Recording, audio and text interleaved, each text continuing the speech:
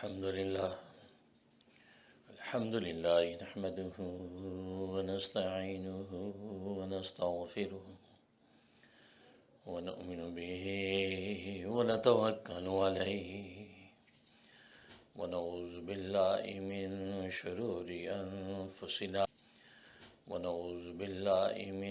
شرور أنفسنا ومن سيئات أعمالنا من يهده الله فلا مضل له ومن يضلل فلا هادي له ونشهد أن لا إله إلا الله وحده لا شريك له ولا نظير له ولا مثل له ولا مثال له ونشهد أن سيدنا وسندنا وشفيعنا وحبيب ربنا ومولانا محمدا عبده ورسوله أرسله الله إلى كافة للناس بشيرا ونذيرا منيرا. أما بعد فأعوذ بالله من الشيطان الرجيم. بسم الله الرحمن الرحيم. الرحمن علم القرآن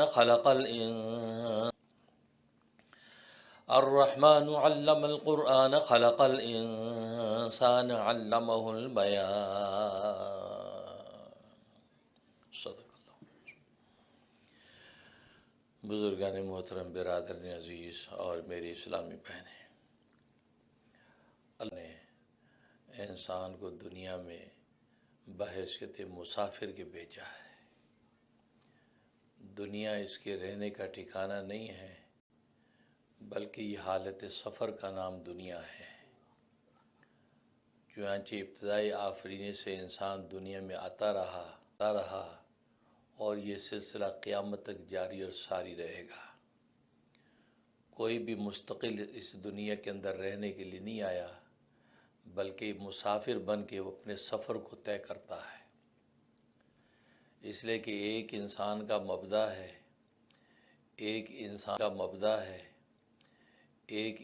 کا منتہا ہے، اور ایک انسان کے درمیان کا دورانیہ ہے. انسان کا مبدا تو عالم ارواح ہے، وہاں سے اس کا سفر شروع ہوا، دنیا کے اندر آیا، اور اس کا منتہا عالم آخرت ہے.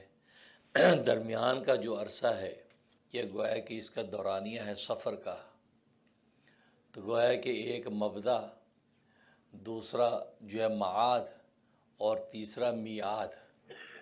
گویا کہ مبدا عالم آخرت ہے، اور درمیان کا جو سفر ہے یہ میعاد ہے. یہ اس کے اندر انسان سفر میں ہے، چلتا پھرتا بھی نظر آتا ہے، اٹھتا بیٹھتا بھی نظر آتا ہے، بظاہر کسی عارضی ٹھکانے پہ ٹھہرتا بھی نظر آتا ہے، لیکن حقیقت میں یہ اللہ تبارک و تعالیٰ کے ہاں مسافر ہے. نبی کریم صلی اللہ علیہ وسلم نے بھی اپنے صحابہ کو یہ نصیحت کی، کن فی الدنیا کأنک غریب، کہ دنیا کے اندر تم اس طرح رہو جیسے مسافر رہتا ہے، جیسے غریب رہتا ہے. او عابر سبیل، یا ایسے رہو جیسے کہ راہ گزر رہتا ہے. یعنی مسافر تو کسی جگہ ٹھکانہ پکڑ بھی لیتا ہے 2 دن 4 دن 10 دن، اور راہ گزر جو راہ پہ چل رہا ہے تو وہ تو ٹھکانہ بھی نہیں پکڑتا، وہ اپنی سواری پر سوار ہے اور منزل کی طرف اس کی سواری دوڑ. تو جس طرح کے انسان مسافر ہو تو سفر کی حالت میں وہ 3 توشے اپنے ساتھ رکھتا ہے. ایک کھانا پینا پہننا اوڑھنا تو گویا کہ اس کے ساتھ ہوتا ہے. دوسرا اس کے پاس سواری، تو گویا کہ کھانا پینا پہننا بھی ہوتے ہیں کہ جب دنیا کی یہ چھوٹے چھوٹے سفر کرتا ہے تو اپنے کھانے پینے کا انتظام کرتا ہے، اپنے کپڑے لتے کا انتظام کرتا ہے، اپنی سواری کا انتظام کرتا ہے. تو گویا کہ دنیا کے یہ مادی سفر جو ہیں، یہ چھوٹے چھوٹے جو سفر یہاں زندگی میں کرتا ہے، کھانا پینا اگر ساتھ نہ ہو تو سفر میں مشکلات پیش آتی ہیں، پہننے کے کپڑا لتا ساتھ نہ ہو تو سفر کے اندر مشکلات پیش آتی ہیں، گرمی سردی سے بچاؤ کے حوالے سے تکلیف ہوتی ہے، اور تیسرا سواری نہ ہو تو منزل پر پہنچنا اس کے لیے دشوار ہو جاتا ہے۔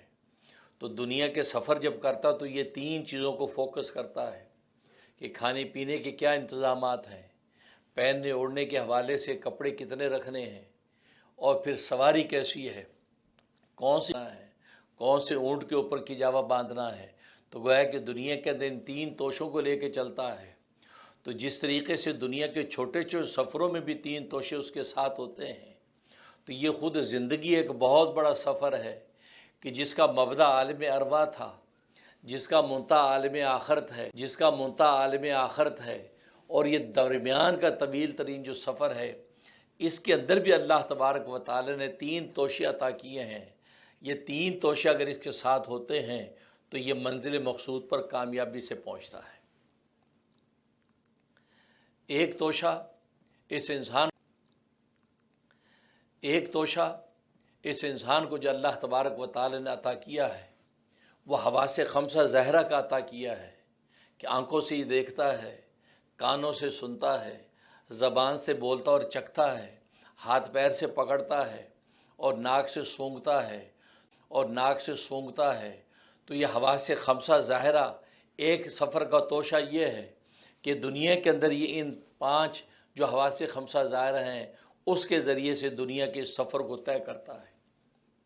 اپنی آنکھوں سے اس راستے کو دیکھتا ہے، کانوں سے اچھا برا سنتا ہے، زبان راستے کا پتہ لگاتا ہے یا راستے کی منزل کے بارے میں بتلاتا ہے۔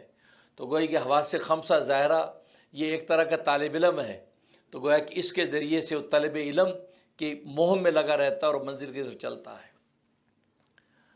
دوسرا اس کو عقل عطا کی ہے کہ عقل ایک اندر کی چیز ہے کہ ذریعے سے جو چیز طے نہیں ہوتی، جس چیز کا پتہ حواس خمسہ ظاہرہ سے نہیں لگا سکتا تو عقل کے ذریعے سے اس کا پتہ لگاتا ہے۔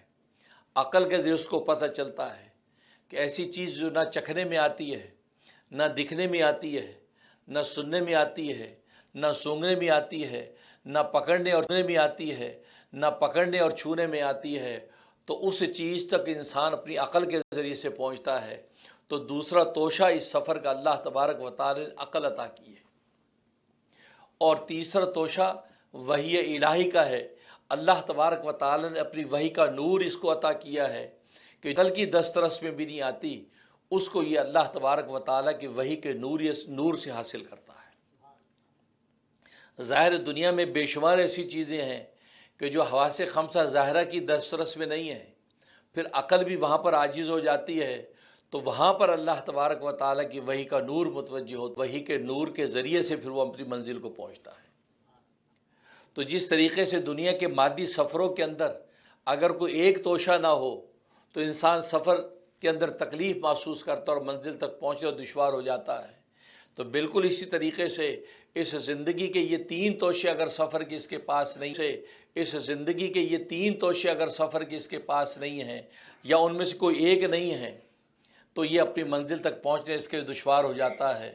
کیوں کہ کتنے زندگی کے ایسے نشیب و فراز ہیں جو یہ اپنی عقل کے ذریعے سے ان کو طے نہیں کر سکتا، اس کے لیے اس کو وحی الہی کا نور چاہیے، وہ وحی الہی کے نور کے ذریعے سے اس منزل تک پہنچے گا۔ تو گویا کہ یہ انسان مسافر بن کے چل رہا ہے، اور دنیا کے اندر یہ تعلقات دو طرح کے رکھتا ہے۔ ایک تعلق اس کا اللہ کے ساتھ ہے، ایک تعلق اللہ کے بندوں کے ساتھ ہے، ایک تعلق مع اللہ کے ساتھ تعلق، دوسرا تعلق مع خلق اللہ کی مخلوق کے ساتھ تعلق۔ تو کہ یہ دو طرح کے تعلق دنیا کے اندر نبھاتا ہے۔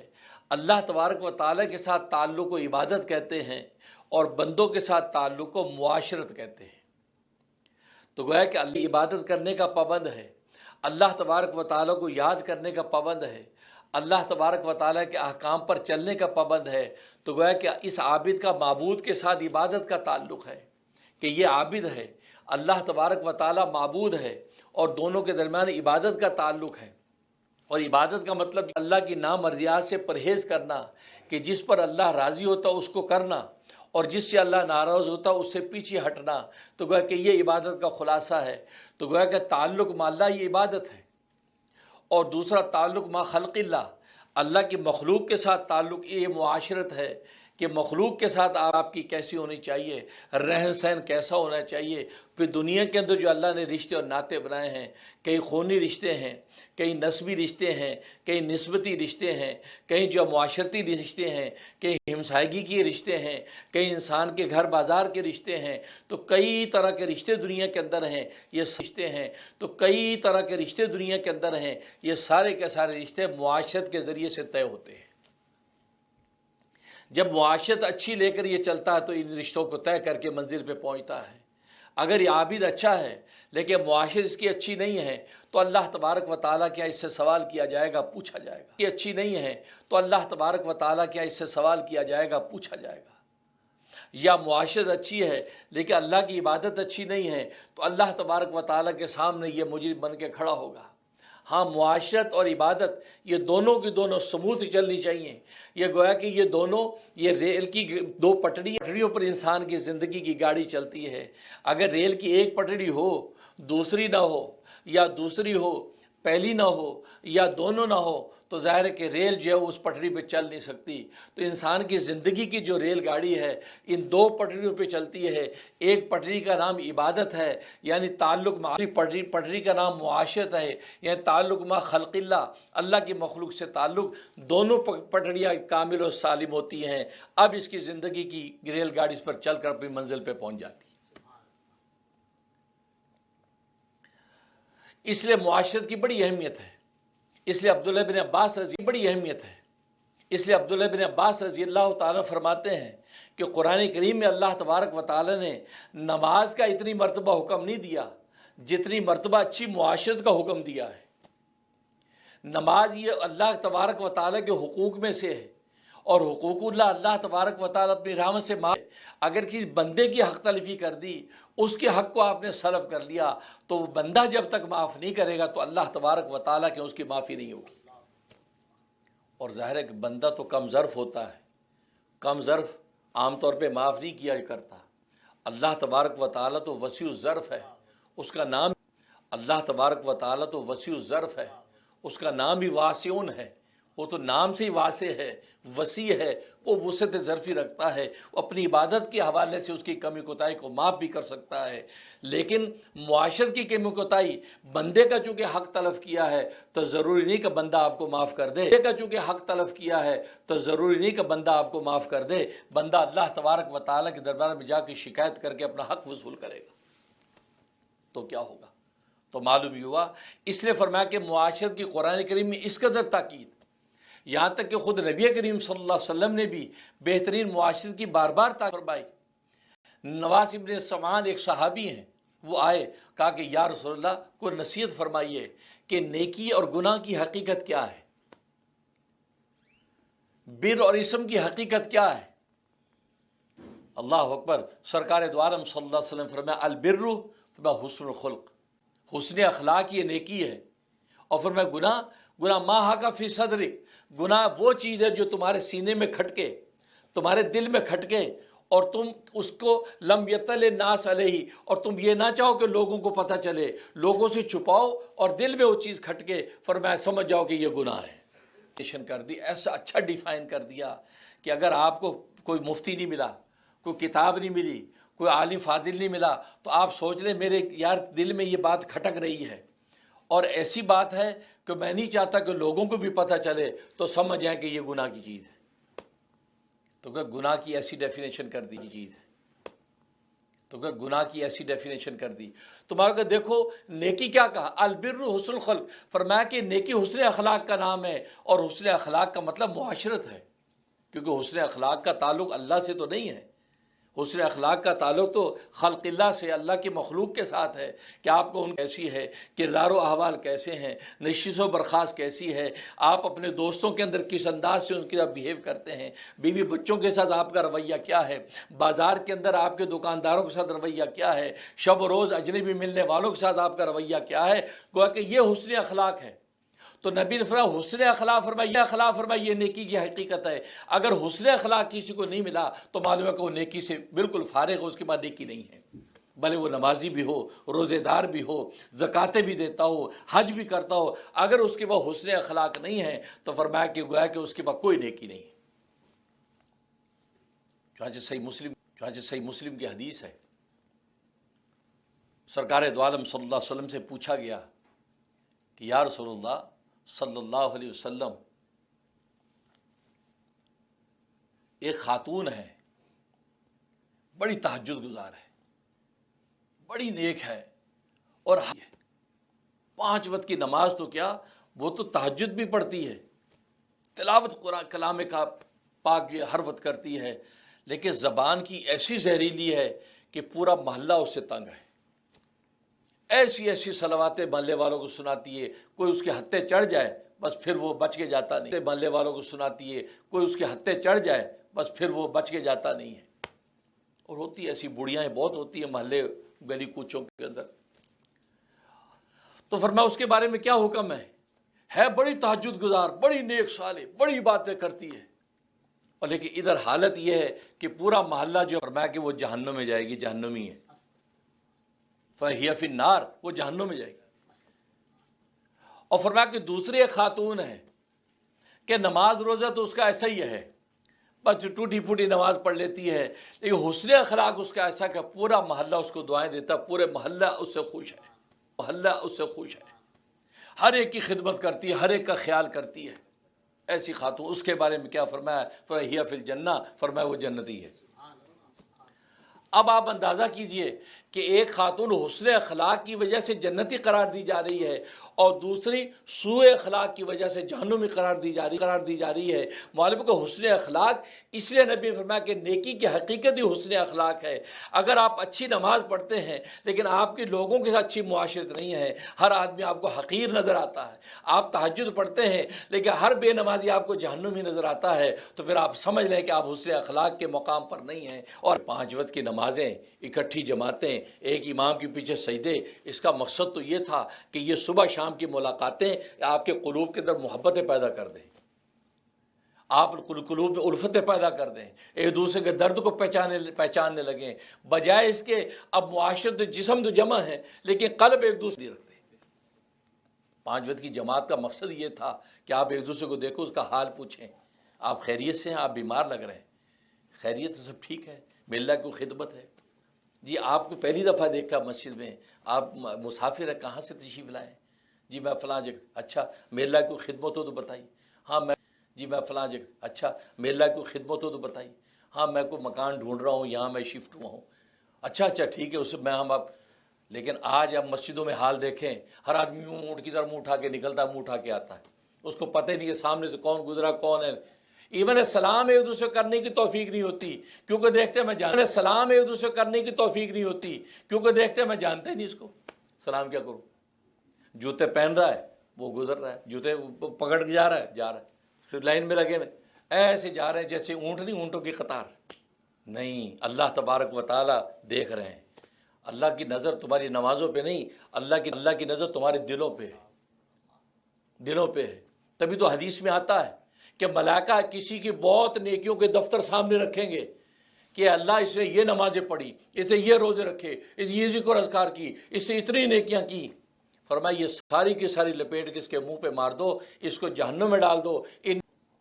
تو فرشتے بڑے حیران کہ یا اے رب ذوالجلال، کیوں، وجہ کیا، خیریت؟ فرمایا کہ تم اس کے عمل کو دیکھ رہے تھے، میں اس کے قلب کو دیکھ رہا تھا۔ تم اس کے عمل کو دیکھ رہے تھے، میں اس کے قلب کو دیکھ رہا تھا۔ اس کے قلب کے اندر تو شعاف تھا، اس کے قلب کے اندر تو نفاق تھا، اس کے قلب کے اندر تو ریا تھا، اس کے قلب کے اندر تو نفاق تھا، اس کے قلب کے اندر تو ریاکاری تھی، تاکہ لوگ مجھے بڑا اچھا نوازی کہیں، لوگ مجھے اچھا حاجی کہیں، لوگ مجھے اچھا صدقات دینے والا کہیں، لوگ مجھے سخی داتا کہیں۔ تو میں اس کے قلب کو دیکھ رہا تھا، اس سے جو کچھ ہی عمل کیے یہ میرے لیے نہیں کیے، اس سے اپنے شعاف کرنے کے لیے دنیا کی عزت و چاہت کے پاس اس کے جہنم کی تو کچھ نہیں۔ اندازہ کیجیے، اس معیار پہ ہم سوچیں تو ہم میں سے کوئی بھی اس معیار پہ پورا اترنے والا نہیں ہے۔ تو آج مسجدوں کے اندر آنے والے باہر کی دنیا تو امریکہ یورپ کی دنیا ہے، ہمیں پتہ نہیں کہ فٹ پاتھ پہ سامنے جو پینٹ کوٹ ٹائی میں آ رہا مسلمان ہے بھی کہ نہیں، کیونکہ شکل سے مورے سے پتہ نہیں چل رہا۔ لیکن جس کا پتہ چل رہا ہے، جو 5 مسجد کے اندر آ رہا ہے، تو آپ دیکھ رہے ہیں بھلے اسے پینٹ پہنی ہوئی ہے، ٹائی لگائی ہوئی ہے، داڑھی منڈا ہے، لیکن نماز کے لیے کھڑے یار مسلمان ہے، السلام علیکم جی وعلیکم السلام، نہیں میں جانتا نہیں کون ہے، بلکہ پرسنالٹی کلیش ہو جاتا ہے، کوئی ذرا اچھا فٹ فاٹ ہو کے آ جائے فوراً جیلسی شروع ہو جاتی ہے، ٹیشن دیکھو اس کی، بڑا ٹیشن، مرضی سے اتر رہا ہے، ٹیشن دیکھو، ہوگا اپنے باپ کا، اور جی بڑا مالدار ہوگا یا مال اپنے گھر میں ہوگا مالدار، ہمیں کیا، ہم اپنی روٹی مالدار ہوگا یا مال اپنے گھر میں ہوگا مالدار، ہمیں کیا، ہم اپنی روٹی کھاتے ہیں۔ یہ کیا ہے؟ اس کا مطلب ہے کہ سرکار دو عالم صلی اللہ علیہ وسلم جیسا مسلمان ہمیں بنانا چاہتے تھے، شاید ہم ویسا بننا نہیں چاہتے۔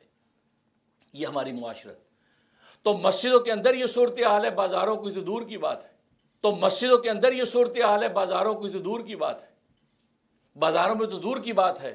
اس لیے فرمایا کہ بہترین معاشرت، تو معاشرت کا فرمایا کہ قرآن میں جتنی مرتبہ حکم دیا گیا ہے اتنی مرتبہ نماز کا حکم نہیں دیا، اتنا تذکرہ نماز کا نہیں جتنا، یہاں تک کہ صاحب بالجم تک کا ذکر فرمایا قرآن نے۔ اب محفل میں بیٹھے ابھی آپ حضرات، آپ کے ساتھ بھی ایک آدمی بیٹھا ہے نا، فرمایا کہ سب سے پہلا حق اس کا ہے، اگر کچھ دینا کوئی لینا کوئی تکلیف راحت کی بات، سب سے پہلے آپ کے اس صاحب بالجم، آپ کے پہلو میں جو بیٹھا اس کا حق ہے، آپ اس سے سب سے پہلے خیری پوچھیں، سب سے پہلے اس کے حوالے، اس کو پہلے پانی دیں، کیونکہ وہ صاحب معاشرت کو اتنی تفصیل سے بیان کیا، یہاں تک کہ خود سرکار دو عالم صلی اللہ علیہ وسلم نے بہترین معاشرت کے لیے 5 یا 6 اصول بیان کر دیے۔ فرمایا کہ مسلمانوں کے آپس میں بہترین معاشرت کی یہ 5 یا 6 اصول ہیں۔ یہ 5 اور 6 اس لیے کہہ رہا ہوں کہ ایک روایت میں 5 بیان کیے ہیں اور ایک روایت میں 6 بیان کیے ہیں۔ ان 5 یا 6 اصولوں کو اگر اپنا لیتے ہیں آپ سمجھیں کہ نبی کی نظر میں آپ بہترین مسلمان ہیں، بہترین مسلمان، یعنی بہت آسان۔ ادھر 5 نمازیں ہمیں دے دی، 5 ارکان اسلام دے دیے، ان کو ہم پلے باندھ لیں تو اللہ تبارک و تعالیٰ کا تعلق جو عبادت کا وہ پورا ہو جاتا ہے۔ اور میں نے بتایا کہ 5 کا عدد ایسا ہے، یہ فنا نہیں ہوتا، اس کو آپ ملٹی پلائی کرتے جائیں یہ ختم نہیں ہوتا۔ 5 کو 5 سے آپ ملٹی پلائی کریں 25 آتا ہے، 5 رہتا ہے، 25 کو 5 سے ملٹی پلائی 125 رہتا ہے، آپ ملین اور ٹریلین تک چلے جا کہ اللہ تبارک و تعالیٰ اشارہ کر رہے ہیں یہ 5 ارکان اسلام تمہاری زندگی سے نکل نہیں سکتے، مرتے دم تک تمہارے ساتھ ہیں، اور یہ 5 نمازیں یہ مرتے دم تک تمہیں ادا کرنی ہے۔ فاعبد ربک حتی یاتیک الیقین، تم اللہ کی عبادت کرتے رہو یہاں تک کہ تمہیں یقین آ جائے، یعنی تمہیں موت آ جائے، موت تک تمہارا یہ وظیفہ نماز کا یقین آ جائے، یعنی تمہیں موت آ جائے، موت تک تمہارا یہ وظیفہ نماز کا چلتا رہے گا۔ تو 5 اس لیے کہا کہ 5 کا عدد فنا نہیں ہوتا، ختم نہیں ہوتا۔ تو اللہ تبارک و تعالیٰ کی عبادت کے حوالے سے 5 کا عدد، اور نبی کریم صلی اللہ علیہ وسلم نے جو بہترین معاشرت کا جو اصول ہمیں بیان فرمایا وہ فرمایا 5، معاشرت کا جو اصول ہمیں بیان فرمایا وہ فرمایا 5۔ پہلا اصول فرمایا حق المسلم المسلم خمس، ایک مسلمان کا دوسرے مسلمان پر حق کیا ہے؟ 5 ہے۔ پہلا رد السلام، سلام کا جواب دینا، اگر وہ تمہیں تو تم جواب دو وعلیکم، وہ کہ السلام علیکم، آپ کے وعلیکم السلام۔ اور قرآن حدیث نے تو کہا ہے کہ قرآن نے تو کہا کہ بہتر دو یا ویسے ہی دے دو، اگر اس نے کہا السلام علیکم آپ بھی کہہ دیں وعلیکم السلام، اتنا ہی دے دو جیسے اس نے کہا، لیکن قرآن نے کہا بہتر جواب دو اس سے، وہ کہتا السلام علیکم آپ کے وعلیکم السلام، اور اگر اس نے رحمت اللہ کہا السلام علیکم ورحمۃ اللہ تو جواب یہ دے دو وعلیکم السلام ورحمۃ اللہ، یا تو برابر کر دو کم نہ کرو، یوں نہ کو وعلیکم السلام، اس نے تو رحمت اللہ کہا آپ نے وعلیکم السلام، آپ رحمت اللہ تک تو کہو، اور پھر قرآن نے کہا اس سے بہتر دو، اس نے کہا السلام علیکم السلام ورحمۃ اللہ وبرکاتہ، برکاتہ تک کہو، اور اگر اس نے کہہ دیا السلام علیکم ورحمۃ اللہ وبرکاتہ تو ایک روایت میں آتا ہے فرمایا جواب دو وعلیکم السلام ورحمۃ اللہ وبرکاتہ ومغفرتہ، تو فرمایا بہتر سے بہتر جواب دے رہے ہیں، مغفرتہ، تو فرمایا بہتر سے بہتر جواب دے رہے ہیں، بہتر سے بہتر جواب دے رہے ہیں۔ ابو داؤد کی حدیث ہے، ایک صحابی آئے ایک شخص آگا فرمایا السلام علیکم ورحمۃ اللہ وبرکاتہ ومغفرتہ، تو آپ مسکرائے، آپ نے کہا وعلیکم السلام، اضافہ کر دیں، تو نے سارے کہہ دیا، مغفرت تک سارے کہہ دے، پھر تو نے کوئی گنجائش ہی نہیں چھوڑی کہ پورا کرتے ہیں، لہذا وعلیکم السلام کا مطلب ہے جو کچھ تو نے کہا یہ سارا کا سارا تجھے واپس۔ اور بعض لوگوں نے یہ بھی بنا رکھا ہے السلام علیکم ورحمۃ اللہ وبرکاتہ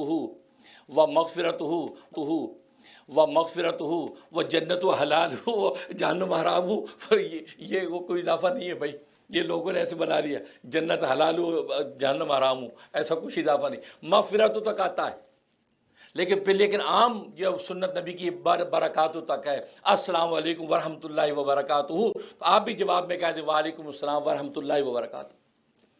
تو میں پہلا معاشرت کا حق ہے اس سلام کا جواب دو، اور اگر اس سے ملاقات کرو تو اس کو سلام کرو السلام علیکم ورحمۃ اللہ وبرکاتہ، وہ کہہ کہ وعلیکم السلام ورحمۃ اللہ۔ تو پہلا معاشرت کا حق سلام، کیونکہ سلام ایسی چیز ہے کہ سلام کرتے ہی ایک دوسرے جاتا ہے، کیونکہ قلب کے اندر الفت و محبت کا رنگ محسوس کرتا ہے، کیونکہ سلام پہلی بنیاد ہے۔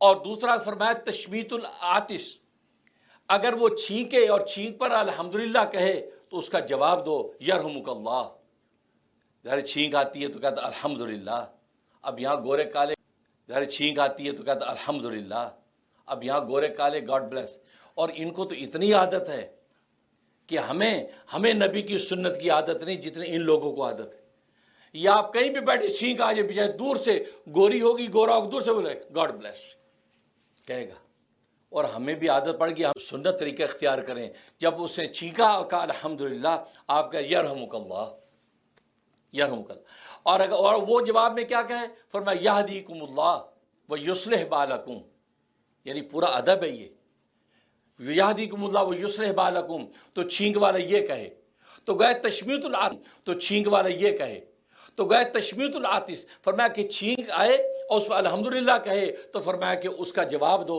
یرحمک اللہ، اللہ تجھ پر رحم کرے، اور پھر وہ چھینک والا کہ یہدیکم اللہ، اللہ تجھے ہدایت پر قائم رکھے، ویصلح بالکم، اور تمہاری حالت کو اچھے سے اچھا کر دے۔ دعائیں چل رہی ہیں، دعائیں، اور امت نے آج یہ دعائیں دینا ایک دوسرے کو چھوڑ دی ہیں، تبھی امت آج جو ہے ڈاؤن ہوتی جا رہی ہے، کہتے پتہ نہیں کیوں ڈاؤن ہو رہے ہیں، ہم تو ٹیکنالوجی میں اتنا آگے نکل گئے، سائنس میں اتنا آگے نکل گئے، ہم نے تو یہ کر دیا وہ کارنامہ کر دیا، پتہ نہیں ڈاؤن کیوں، ڈاؤن اس لیے ایک دوسرے کو دعائیں نہیں دے رہے بلکہ بد دعائیں دے رہے ہیں۔ السلام علیکم، السلام علیکم، السلام علیکم کا مطلب پتہ کیا ہے؟ تم پہ ہلاکت پڑے۔ السلام علیکم کا الف لام الف بیان نہیں کیا، السلام علیکم السلام، یہ کیا تم پہ ہلاکت پڑے؟ وہ کہتے تم پہ بھی ہلاکت پڑے۔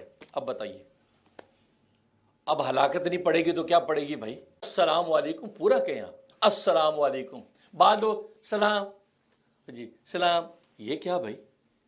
السلام علیکم جو طریقہ ہے تبھی وہ اس کی گرامر کی حساب سے صحیح معنی پہنچیں گے۔ اور اللہ تبارک و تعالیٰ کی سنت یہ ہے کہ بس اوقات الفاظ پر عمل کرتا ہے، اسے الفاظ کا سنت یہ ہے کہ بس اوقات الفاظ پر عمل کرتا ہے، اسے الفاظ کا چناؤ درست ہونا چاہیے۔ بعض دفعہ دعا میں آپ کہتے ہیں اللہ مجھے جانتا ہے، منہ سے یہ نکل گیا، اللہ کو تو پتہ ہے، نہیں، اللہ الفاظ پہ بھی چلتے ہیں۔ حضرت موسیٰ علیہ السلام نے کیا دعا کی تھی؟ ربی اشرح لی صدری ویسر لی امری واحلل عقدۃ من لسانی یفقہوا قولی، اے اللہ میری بات سمجھ سکے، یہ دعا کی تھی، اور اللہ نے ساتھ ہی کا دعا تیری قبول ہو گئی، لیکن زبان کی گرہ مرتے دم تو کھلی نہیں، پھر بھی وہ اٹکن تھی، تو اعتراض اٹھتا کہ بھائی یہ اللہ نے تو کہا دعا قبول تیری ہو گئی، لیکن یہ کیسی دعا قبول ہوئی؟ زبان کی گرہ تو پھر بھی رہی۔ جیسے ہارون علیہ السلام فصیح و بلیغ جو خطیب اور جو ادیب تھے، تو ویسی فصاحت تو نہیں ملی، جبکہ اللہ نے دعا قبول بھی کر لی۔ تو مفسر جواب دیتے ہیں کہ موسیٰ علیہ السلام نے جو مانگا تھا، کیونکہ اللہ نے یہ کہا جو تو نے مانگا وہ تجھے دے دیا، یعنی قبول کر لیا، تو موسیٰ تجھے دے دیا یعنی قبول کر لیا۔ تو موسیٰ نے مانگا کیا تھا؟ مانگا یہ تھا ربی اشرح لی صدری ویسر لی امری، اے میرے رب میرا سینہ کھول دے، ویسر لی امری میرے کام کو آسان کر دے، ویسر لی واحلل عقدۃ من لسانی میرے زبان کی گرہ کھول دے، عقدۃ من لسانی میرے زبان کی گرہ کھول دے، یفقہوا قولی یعنی اتنی گرہ کھول دے کہ لوگ میری بات سمجھ سکے۔ اللہ نے اتنی لیمٹ کی کھول دی، اسے زیادہ نہیں کھولی۔ اگر وہ یفقہ قولی کی قید نہ لگاتے اور کہتے وَاحْلُلْ مِن لِسَانِی، میری زبان کی گرہ کھول دے، آپ کی گرہ مفسر بلیغ شاعر وہ جو خطیب ہوتے، لیکن آپ نے کہا کہ اتنی گرہ کھول دے کہ لوگ میری بات تو سمجھ سکیں، تو اللہ نے اتنی گرہ کھول دی کہ لوگوں کو بات ان کی سمجھ میں آنے لگی۔ اب بتائیے، تو کہا کہ دیکھو اللہ میاں بس وقت جو الفاظ تمہارے اسی پہ عمل ہو جاتا ہے، لہٰذا الفاظ کا چناؤ بھی بہترین ہونا چاہیے، بہترین۔ ایک شخص جو ہے وہ دریا پار کرنے لگا، تو وہاں ایک اللہ والے جھونپڑے پہ بیٹھے تھے، ان کو یہ کشف ہوا کہ جو یہاں سے دریا پار ابھی کرے گا وہ غرق ہو جائے گا۔ تو ان کو جب کشف ہوا تو کہا بھائی دیکھو مجھے ابھی یہ مکاشفہ ہوا ہے، مجھے خطرہ ہے کہ جو ابھی پار کرے گا دریا تو جو ہے وہ مارا جائے گا، غرق ہو جائے گا۔ مالک ہے، کوئی مسئلہ نہیں ہے، وہ ماری چھلانگ اور تیرتا چلا گیا، عین بیچ میں گیا، وہ ایک ایسا بھنور آیا اور وہ ڈوب گیا، ہلاک ہو۔ اب ابھی 2-4 گھنٹے اور گزرے، ایک دوسرا شخص وہ دریا پار کرنے لگا، تو انہوں نے اللہ والے نے کہا سنو بھائی سنو، کہ بھائی مجھے ایسا اللہ کی طرف سے ایسا دل میں آ رہا مکاشفہ ہوا ہے کہ جو اس وقت جو پار کرے گا ہلاک ہو جائے گا، غرق ہو جائے گا۔ کہتے یا حضرت آپ کیا بات کر رہے ہیں، میرا بہت ضروری کام ہے، مجھے جانا ہے۔ کہ مبارک تمہاری مرضی ہے، پر میں نے بتا دیا اس لیے کشتی وشتی کا انتظام کر لو، ایسے نہ تیراکی کر کے نہ جاؤ۔ کہا جی کوئی بات نہیں، اللہ خیر کرے گا، اللہ خیر کرے گا، یہ کہہ کہ اسے خیر کرے گا، اللہ خیر کرے گا، یہ کہہ کہ اسے ڈبکی ماری، پار ہو گیا۔ پار ہو کے اپنا کام کر کے واپس آ گیا، اور حضرت صاحب سے کہنے لگا حضرت صاحب آپ نے تو کہا تھا کہ میں ڈوب جاؤں گا، تو ماشاءاللہ میں تو خیریت سے آ گیا ہوں، آپ کا مکاشفہ غلط ہو گیا۔ اب وہ اللہ والے تو مراقبے میں چلے گئے، اللہ سے یہ مکاشفہ کیا کہ یہ بندہ غرق ہو جائے گا، اور پہلا والا ہو گیا اور دوسرے والا ہوا نہیں، اور وہ زندہ سے واپس آ گیا، تو یہ کیا ماجرا ہے؟ اللہ اکبر۔ اب دیکھو اللہ والے اللہ سے جب رابطہ کرتے ہیں تو اللہ ان کے دلوں کے اندر مضامین اتارتے ہیں، مضامین اتارتے ہیں۔ کیا کہا؟ اللہ مالک ہے، اللہ مالک ہے۔ اس نے کہا، اس نے مجھے اپنا مالک بنا دیا، خود میرا مملوک بن گیا، اور مالک کو مملوک کے حق میں تصرف کرنے کا حق ہوتا ہے، جیسے چاہے کرے، مملوک کو پوچھنے کا حق نہیں ہوتا۔ اس نے مجھے چونکہ مالک بنا کے سارے اختیارات مجھے دے دیے، لہذا میں نے چونکہ طے کر رکھا تھا ہلاکت، لہذا میں نے چونکہ طے کر رکھا تھا ہلاکت، لہذا میں نے اس کو غرق کر دیا، کیونکہ میں مالک و مملوک ہے۔ اور دوسرا جب جانے لگا، اس نے کہا کہ اللہ خیر کرے گا، اس نے میری منشا کو خیر کی طرف موڑ دیا، اسے خیر کر کے کہہ دیا نا اللہ خیر کرے گا، تو فرمایا کہ باوجود اس کے کہ میں چاہتا تھا یہ منشا نا اللہ خیر کرے گا، تو فرمایا کہ باوجود اس کے کہ میں چاہتا تھا یہ منشا میرا غرق کا تھا، لیکن اس نے خیر مجھ سے مانگ لی، تو میں نے اس کے لیے خیر کا فیصلہ کر کے اس کو زندہ سلامت لوٹا دیا۔ اللہ اکبر۔ اب بتائیے الفاظ کام کر رہے ہیں، اسے الفاظ بھی سوچ سمجھ کے، بہت سے لوگ اللہ مالک ہے جی، اور کچھ نہیں اللہ مالک ہے، اور کچھ نہیں اللہ مالک ہے، پھر اللہ اپنا رنگ دکھا دے، مالکیت دکھا دیتا ہے تو پھر پریشان، یار اللہ میرے یہ کیا کر دیا، آپ نے الفاظ ہی ایسے استعمال کیے۔ تو اللہ تبارک و تعالیٰ الفاظ پر، تو کہنے کا مقصد یہ ہے، تو الفاظ تو یصلح بالکم، تو گویا کہ یہ تو آج ہم سلام السلام علیکم السلام، یہ گویا کرتی ہے، اور السلام علیکم نبی پاک کو ایک نے سلام کیا، یہی کہا کہ السلام علیکم، ایک یہودی آیا کہا السلام علیکم، تو نبی نے فرمایا علیکم، اتنا کہا علیکم، یعنی تم پر بھی، جو تم نے کہا تم پر بھی۔ حضرت عائشہ صدیقہ رضی اللہ تعالیٰ عنہ سن رہی تھی، جو تم نے کہا تم پر بھی۔ حضرت عائشہ صدیقہ رضی اللہ تعالیٰ عنہ سن رہی تھی، انہوں نے جو اس کو سنائی، تم پہ السلام علیکم، لعنت علیکم، تم پہ لعنت ہو، تم پہ ہلاکت پڑے، 2-4 اور اضافے کر دیے، تو نبی فرمایا عائشہ نہیں، کہا یا رسول اللہ اس نے آپ پر بددعا کی، السلام علیکم کہا، دے دیا۔ کہا کہ کیسے؟ کہا اس نے مجھے کہا السلام علیکم، تو میں نے کہا علیکم، مطلب جو ہلاکت مجھ پہ مانگ رہا ہے وہ ہلاکت تجھ پر لوٹے، تو میں نے جواب دے دیا بس، لیکن مزید اضافہ فرمایا، یہ مومن کی زبان کہ جو وہ پاکیزگی نہیں ہے کہ مزید اتنا اضافہ لعنت تک لے کے جاؤ، وہ نہ کہو، ہو سکتا ہے انہی یاروں نے چھیڑا ہو، دشمنان اسلام نے ڈال دیا ہو، اور ہر السلام علیکم السلام علیکم، نہیں، صاف السلام علیکم۔ تو نبی نے پہلا معاشرہ اصول بتایا کہ سلام، ملاقات کو تو سلام کرو، السلام علیکم، اور اچھے انداز سے کرو، جواب دو۔ یہ دوسرا تشمیت العاطس، کہ جب وہ چھے اور چھینک پر الحمدللہ کہے تو جواب میں کہو یرحمک اللہ۔ اور تیسرا فرمایا کہ وہ کوئی دعوت دے تمہیں، ولیمے کی دعوت ہے، کوئی اور کھانے کی دعوت آپ کو دے تو اجابت و دعوت کو قبول کرو. اس کو حقارت، ہم مجبوری اپنی بات ہے، مصروف اپنی بات ہے، لیکن اس کو حقیر سمجھ کے یار یہ کیا دعوت کرے گی بات ہے، لیکن اس کو حقیر سمجھ کے یار یہ کیا دعوت کرے گا، غریب آدمی ہے، چھوڑ کیا دال روٹی کھلا دے. نہیں جی نہیں، ٹائم نہیں، بزی لوگ ہیں ہم. اب کسی اچھے بڑے بندے دعوت کی اور یار یہ صحیح قورمہ بریانی اور یہاں پہ مرغ مسلم ہوں گے، نہیں. تو دعوت کو رد نہ کرو، اجابت و دعوت قبول کرو. تو معاشرہ کا عطا فرمایا عیادت المریض، اگر بیمار کوئی ہو گیا تو اس کی عادت جا کر کرو، تو خیریت پوچھو، جس سے ٹھیک ہے، خیریت ہے، کیا ہوا، تو خیریت پوچھو، عیادت. اور آج کل ہمیں عادت کا عام طور پہ رواج رہا ہی نہیں. جماعت میں سے نمازی کئی دن غائب رہتے ہیں، ہمیں خبر بھی نہیں ہوتی کہیں گیا ہوگا، پتہ کرو. کئی دن غائب رہتے ہیں، ہمیں خبر بھی نہیں ہوتی کہیں گیا ہوگا، پتہ کرو کہ یار یہ نمازی نہیں آیا، خیریت ہے، بیمار ہے، عیادت کے لیے جاؤ.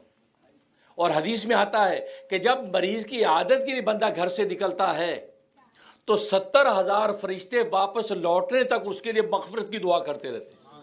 70,000 کے لیے مغفرت کی دعا کرتے رہتے ہیں.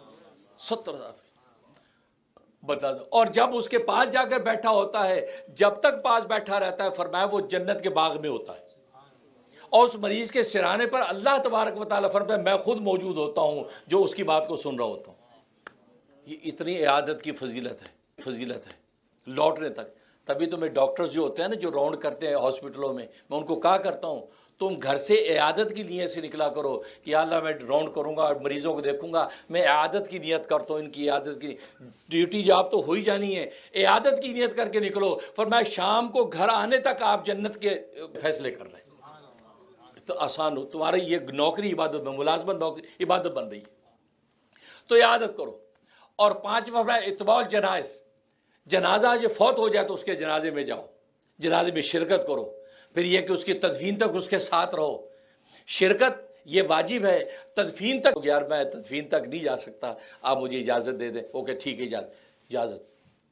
یہ نہیں جنازہ پڑھ گیا فارغ، یہ واجب ہے. اس کو واجب قرار دیا نبی نے کہ جنازے میں جاؤ. تو گویا کہ 5 وقت جنازے میں شرکت.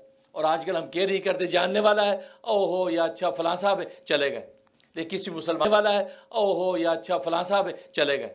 لیکن کسی مسلمان کا جنازہ ہے ہوگا یار کسی مسلمان کا، ٹائم نہیں بھائی، بیزی لوگ ہیں ہم.